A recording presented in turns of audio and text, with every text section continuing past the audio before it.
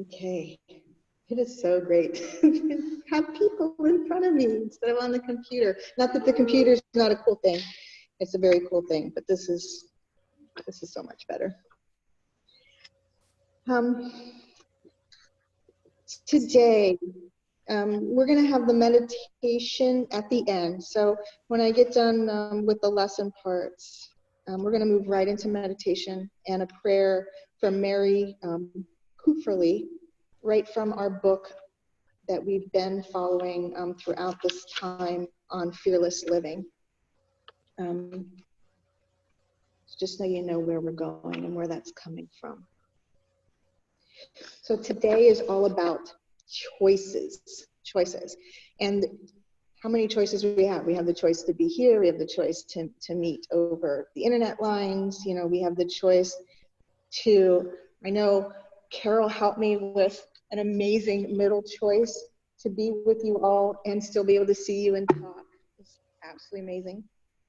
You know, and we have choices to allow fear and anger to lead to hate, you know, just I'm just going to say the saying and get it out of my system, but does fear have to lead to anger and anger to hate and hate to the dark side? Is that really, really what needs to happen? Or can fear allow us to recognize how powerful we are as being filled with the light of spirit and overcome all that fear, all that anger, and all that hate?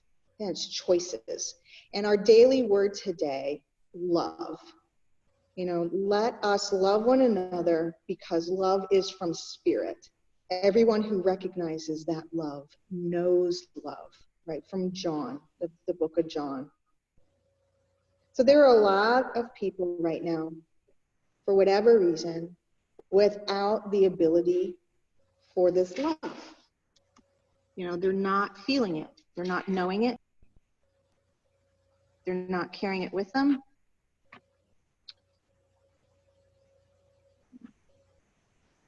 And just so you guys know, it may be an audio only recording, but we'll just do our best here. I just saw something funky happen on our recorder. Everyone on this planet is created from the same source. I know I often veer from heading any kind of current events conversation straight on. I know that is part of me. It's easier for me to find a way not to offend anyone or group and talk in general terms. And similar, you know, and use similar instances or even my history of a past event or history to deliver a point. I also personally veer from any outright confrontation. I'm confident in having conversations one-on-one or in this small group, or when we go down for coffee sometime. Well, not today, but when we're able to sit down together.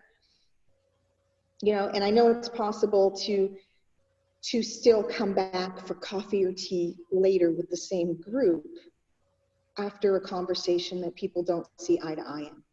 You know, I'm comfortable with that small group atmosphere, people that I know really well.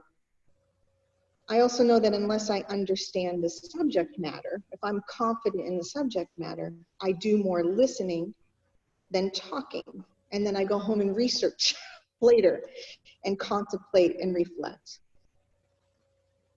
I know this is part of my personality, and it has a bit of a learned component. So while I was in classes for my history degree, my classmates and myself were often led into debate and discussions. This was part of our training to debate and discuss. We were encouraged to explore all viewpoints of a topic and to back up any conclusion or thesis we had with some kind of citation. We were encouraged to read interpretations of history that may not be fully in line with our own conclusions and to listen to each other, always listening with respect.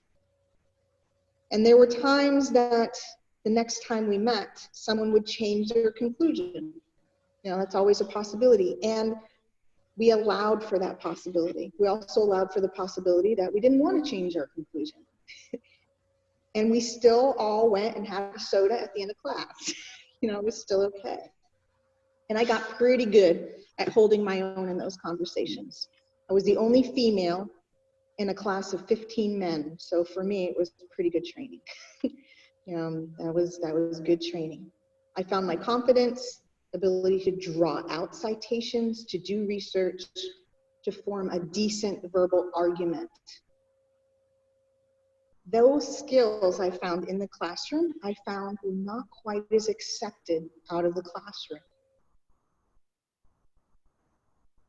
I found that the recognition of having a conversation and listening, and even having a conversation with the same topic with fresh eyes later, like we were doing in the class setting, was not even what some of my closest friends and family members accepted.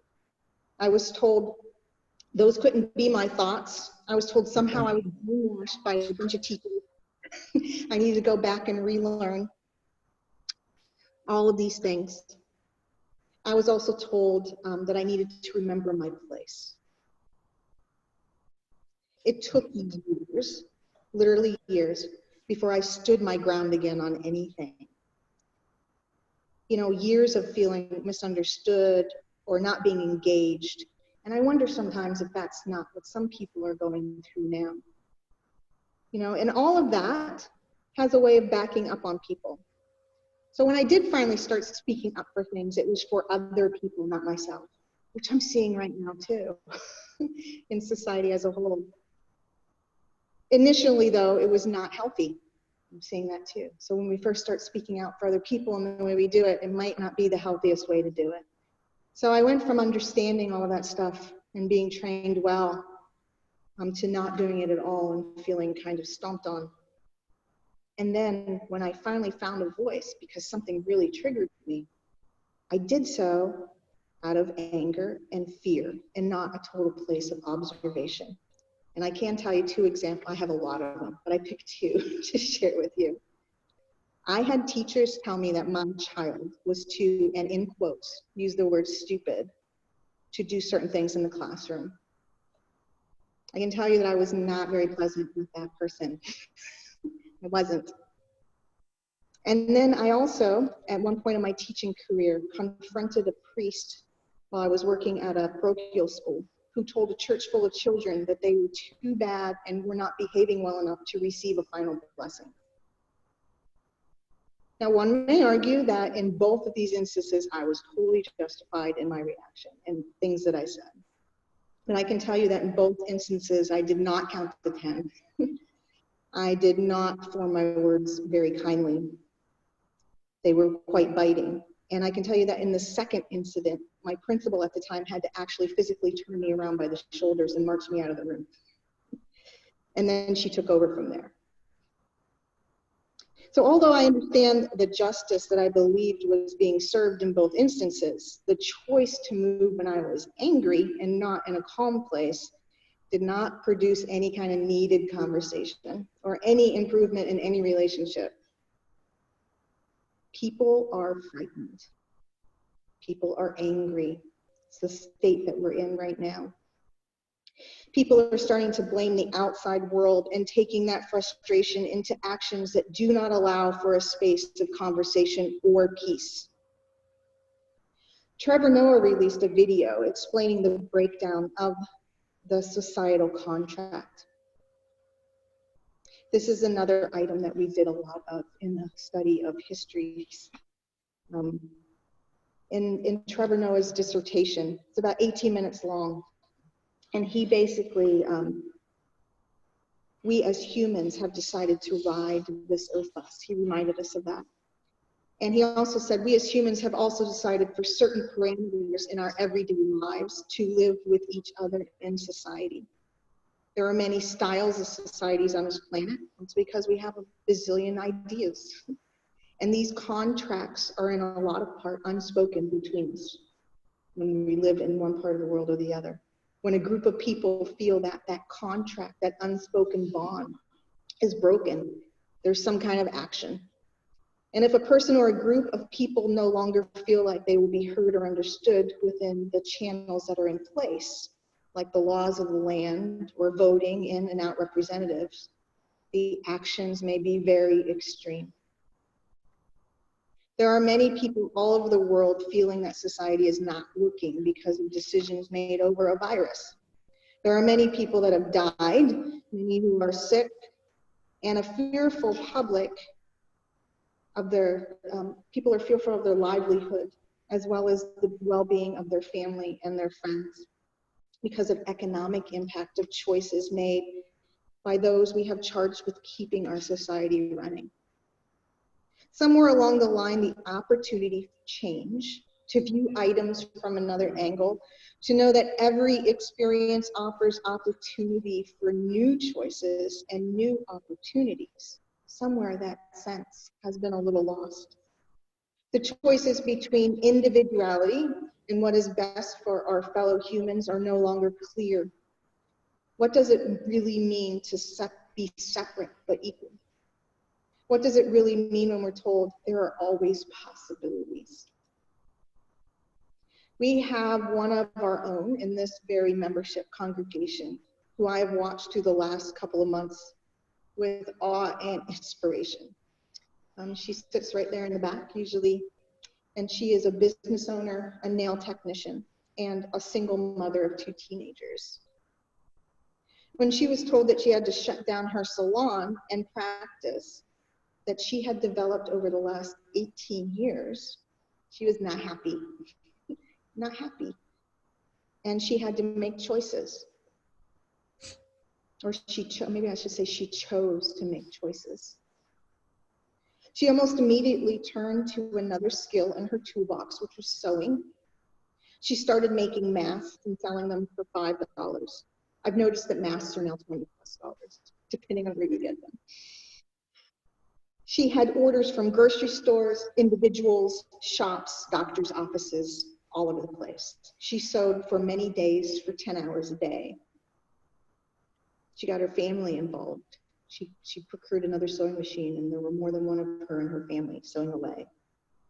She filled up all the paperwork offered through the stimulus packages available, and between the two, she had enough money to care for her children, pay the rent for her home and her business. And then she chose to take her time and go bike riding with her son. So I have seen people of this community make a conscious choice to help each other through gifts of food, through meals for children, for items donated. We have this whole back of this church filled with personal hygiene and home cleaning items for those who found themselves in tight situations.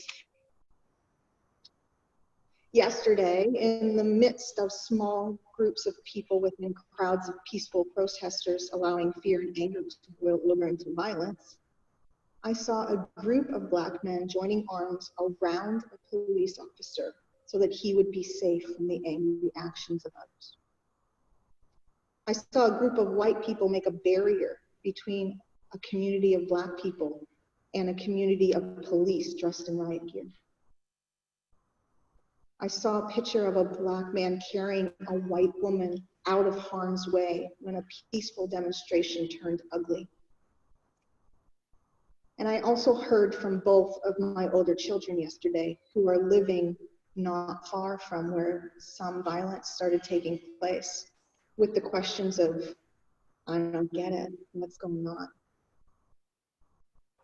As a congregation of people that take the work of love, take the word of love in our daily word today, we must be willing to choose love in our actions, our meditations, our prayers, our interactions with others. We are a community that prides itself on the ability to allow people to choose their own path. We know that it is a choice to recognize the light that resides in us. We understand that when it says in the book of Romans that we live in harmony with one another, it means not everyone will totally agree with us, but we also need to be conscious of the perspective of others. It is a responsibility for those who feel, see, and know the light of the Spirit and all of creation to be visible. Prayer is love in action. Be visible when making choices that are not fear-based. Be visible when change is embraced, and life is change. Find the pieces of light and gratitude and share those. How often those of us that understand do not want to get involved. I'm guilty of that. I'm totally guilty of that, because it's not understood or accepted by those around us. I have lived with that juxtaposition most of my life, and I know many of us have. How do we share that light and gratitude in a spot sometimes that we don't feel it's safe to? I think we need to find our comfort zone, know what it is, and then wiggle ourselves out of it just a little bit. Push ourselves past that place of comfort just a bit. Be involved in sharing love. Be courageous and take the step beyond recognition. Remember that prayer is love in action. In this great time of slowing and contemplation and change, I can tell you I've really tried to do what I'm asking you to do. I'm going to give you some examples. Because some of them, when I was writing them, I'm like, that seems really, really small. And yet maybe that's it, because it was still enough out of my comfort zone to try it anyway. So I went online, and most of you know this, at least twice a week the last few weeks, sharing something and anything, a thought, a prayer, meditations. That's out of my comfort zone to be that public online. Opened up the church and gave space for others to donate. Us spoke to people that came through that door, people I never saw before, and listened to their stories. I started a podcast called Walking Spiritually so that different perspectives would be available to everyone.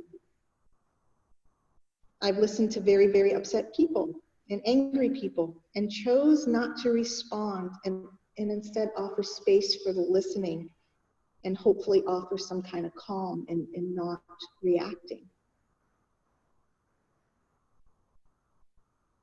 We keep tithing in a time when there's not much income. I just want to share one of them. There's been, because you guys have been so gracious in giving back to me a little bit each week. It's been amazing. And I took a portion of that and negotiated with a group up the road that was making hand sanitizer, and got enough hand sanitizer for those 200 buckets they're making for the through the Borough Women's Services that you all helped out with. And you know what? I was given back tenfold from that. I mean, I know we don't give to get, but in my recognition of what happened afterwards, that money was where it needed to go, you know. And then we were blessed in other ways in my house, that I didn't have to worry about that money for groceries that week. It just worked out. It just worked out. So I think, you know, moving in calm instead of fear says a lot, and doing it visibly. And again, moving outside of your comfort zone. I also went back to gardening because of the interest of my children.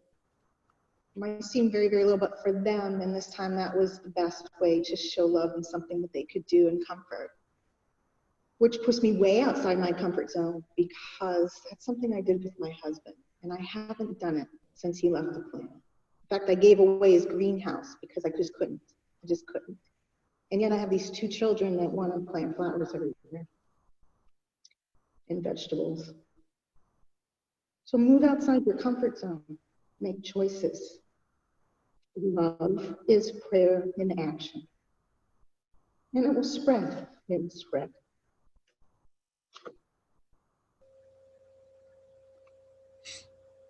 So if you take some time, what I'm going to read to you for you to contemplate in your meditation today is called Sing a New Song, and it is day 29 listed in the 30 Days to Fearless Living. So as you're taking a nice breath and settling into that space, Recognize no matter what has occurred before, this is a new day, a new hour, a new moment. You can take hold of joy. You can take hold of joy on the wings of prayer and find yourself lifted into the lightness, peace, and courage. You are a child of the living God, meant to express happiness, meant to radiate beauty and serenity, as bright and lovely as the rays of the morning sun, meant to embody the music and the harmony of the universe. Joy is your gift from God. It is not dependent on what occurred 10 years ago, a month ago, yesterday, or even last night. Joy belongs to you, whether you know it or not. It is yours now to discover, to use, to exercise, to bring into expression. You can sing your way through this day. You will find yourself strengthened, not only mentally, but physically. This does not mean that you must actually give voice to a song. It does mean that wherever you are, whatever you are doing, you can sing a song in your thoughts, in your heart, and in your soul. You can do this. Your expression will change. Your face will shine. It will radiate beauty and youth. Your body will move freely and gracefully. Your work will go more smoothly. Your life will be blessed and transformed. Sometimes we think we cannot get into the swings of things, that we are out of step with success, wholeness, happiness, or peace. At such times, it is more important than ever that we realize that the gift of joy is innate within us to be awakened. Rekindle the gift of God that is within you. Rekindle it with the words, I will sing a new song. You can find, and you will find, a wellspring of joy within you that you never dreamed existed. You need not wait until some future time to become aware of this inner joy. You need not wait for it to come to you through some particular person, thing, or achievement. Do not postpone your joy another moment. Sing a new song. Sing a new song. Joy belongs to you. Amen.